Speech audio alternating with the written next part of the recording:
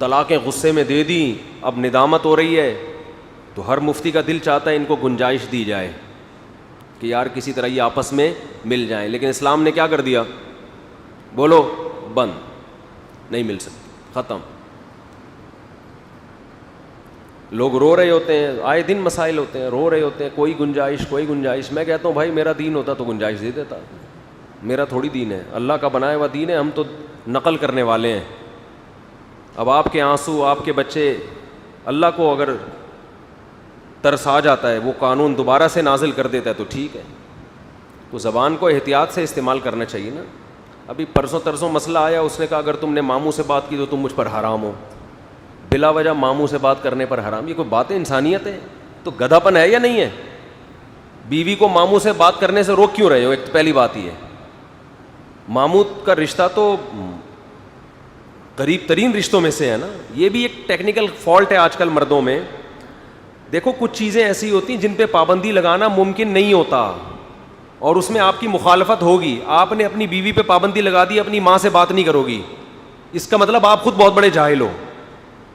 لوگ کہتے ہیں وہ ماں جو ہے نا اپنی بچی کو خراب کر رہی ہے اس لیے میں نے پابندی لگائی ہے. خراب کر رہی ہو یا نہیں کر رہی ہو, اس خرابی کی اصلاح کی کسی اور طرح سے کوشش کرو. بچی پہ پابندی لگا دو کہ ماں سے بات نہیں کرے گی, یہ طریقہ ہی ٹھیک نہیں ہے. یہ تو آپ غلط کر رہے ہو. یہ ایسا ہی ہے جیسے لڑکی کا باپ پابندی لگا دے بیوی پر, اپنی بیٹی پر, کہ اپنی میاں سے بات چیت نہیں کرو گی, تو عورت مانے گی اس پابندی کو؟ کہے گی ابا شادی کیوں کی تھی, میرا میاں ہے. تو ایسا ہی اگر میاں پابندی لگا دے کہ ابا سے بات نہیں کرو گی, تو یہ میاں کے جاہل ہونے کی دلیل ہے. لوگ کہہ رہے ہیں وہ ابا خراب کر رہا ہے بیٹی کو, تو خراب کر رہا ہے صحیح کر رہا ہے, وہ اس کا کوئی اور حل سوچو. ابے بھائی یہ ایسا ہی ہے جیسے روٹی کھانے سے پیٹ خراب ہو رہا ہے, کھانا کھانے سے پیٹ خراب ہو رہا ہے, تو حکیم کہ کھانا ہی نہیں کھانا آپ نے, تاکہ فساد کی جڑ کیا ہو جائے, ختم. تو کھانا ہے, پیٹ صحیح کرنے کی کوشش کرو.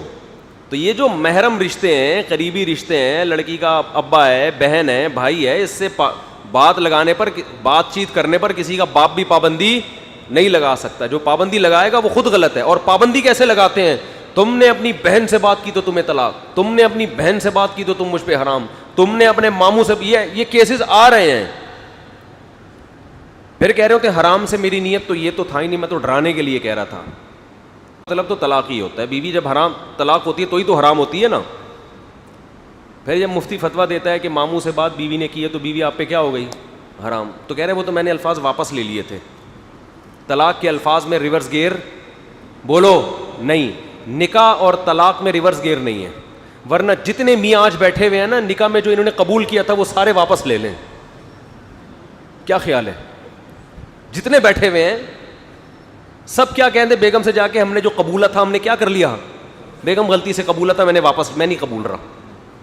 ٹھیک ایسا ہی ہوگا نا.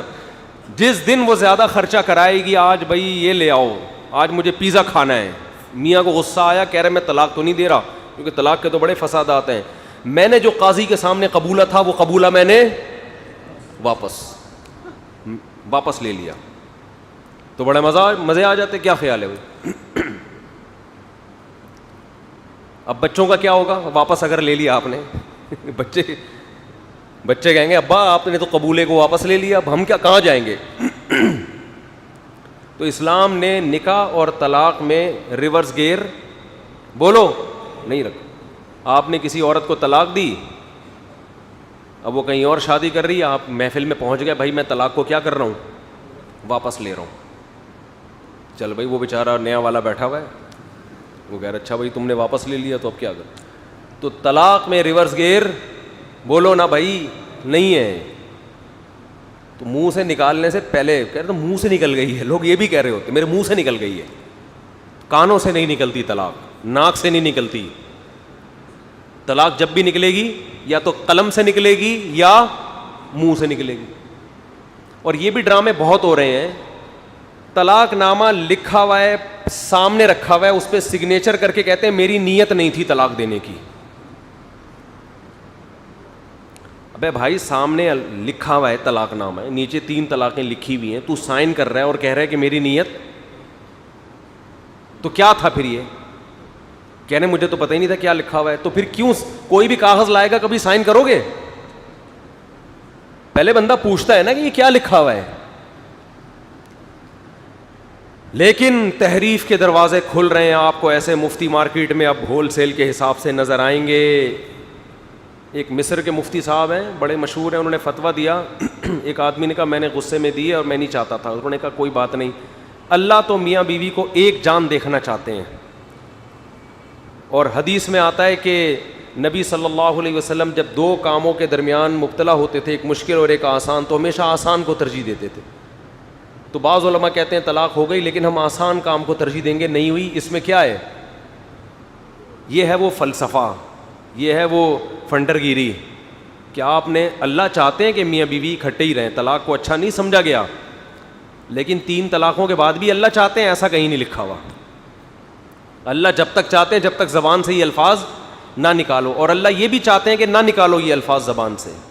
جب آپ نے نکال دیے تو اب سزا ملے گی. تو ہم اپنے باپ داداؤں کو دیکھتے تھے یار, اپنے گھروں میں ہم نے خاندانوں میں بڑوں کو دیکھا ہے, 1000 لڑائیاں ہوئی, سب کچھ ہوا, مگر یہ لفظ زبان سے نہیں نکالتے تھے.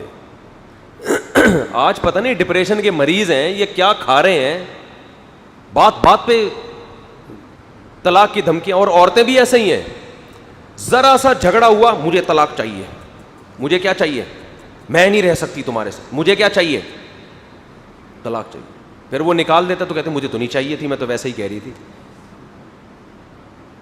تو یہ جو دور ہے نا دور, اس میں عدم برداشت کو ایک کمال کی چیز سمجھا جاتا ہے. کیا سمجھا جاتا ہے؟ بولو.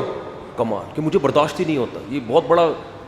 حالانکہ انسان کی جو صفت ہے وہ اس میں برداشت ہو, غصے میں زبان پہ کنٹرول کرے.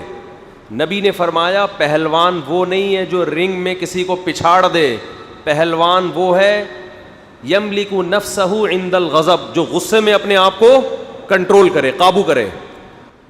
لیکن آج نوجوانوں کے ڈائلاگ سنیں آپ, دوستوں میں کیا کہہ رہے ہوتے ہیں, ابے میرا تو تجھے پتہ ہے جب مجھے غصہ آتا تو میرا تو دماغ کام ہی نہیں کرتا, تجھے پتہ ہے نا.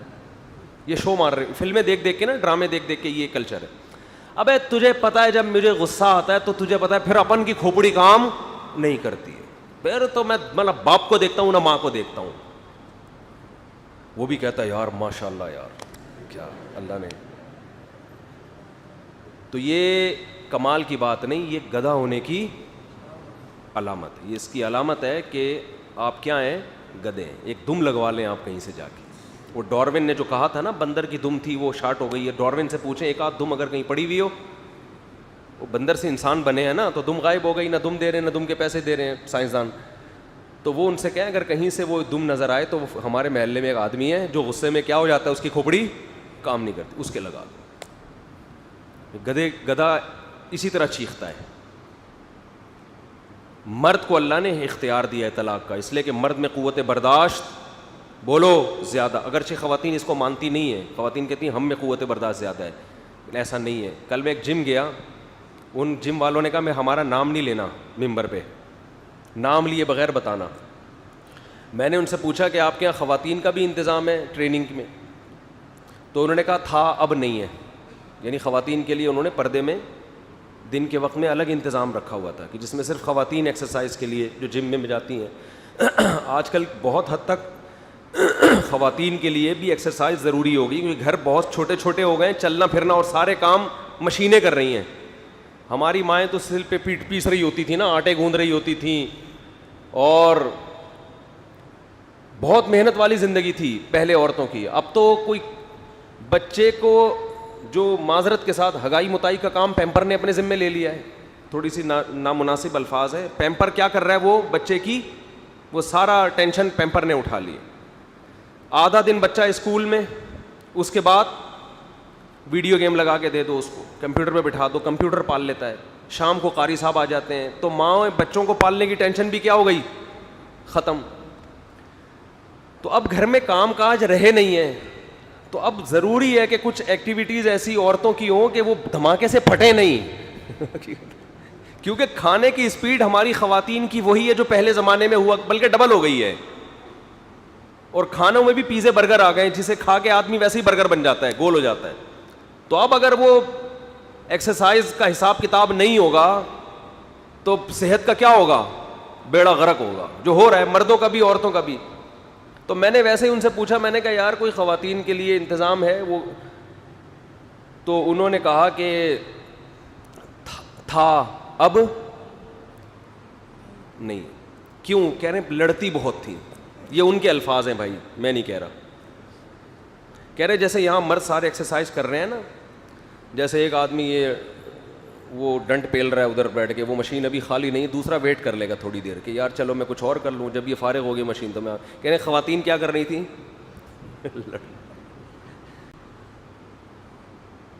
کہ بھائی تم گھنٹہ ہو گیا میں تمہیں دیکھ رہی ہوں یہاں پہ، تمہارے تم کے جہیز میں ملی ہے تمہیں یہ مشین ہے، چھوڑ ہی نہیں رہی، یہاں سب کا حق ہے. تو کہہ رہے وہ اتنی لڑائیاں ہوئی کہ ہم نے انتظام ہی ختم کر دیا. تو میں نے کہا آپ کیا ہوا ہوگا؟ کراچی میں جم ایسے بہت سے چل رہے ہیں جو صرف کس کے لیے ہیں؟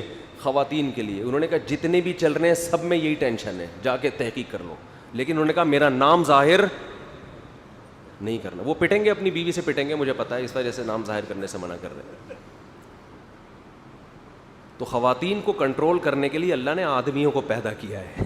ٹھیک ہے نا؟ اگر اللہ نے حضرت آدم کو پہلے لے کر آئے ہیں، اماں حوا کو بعد میں، پہلے عورت کو لانے سے پہلے مرد کا انتظام کیا گیا ہے جو اس پہ کنٹرول کرے گا.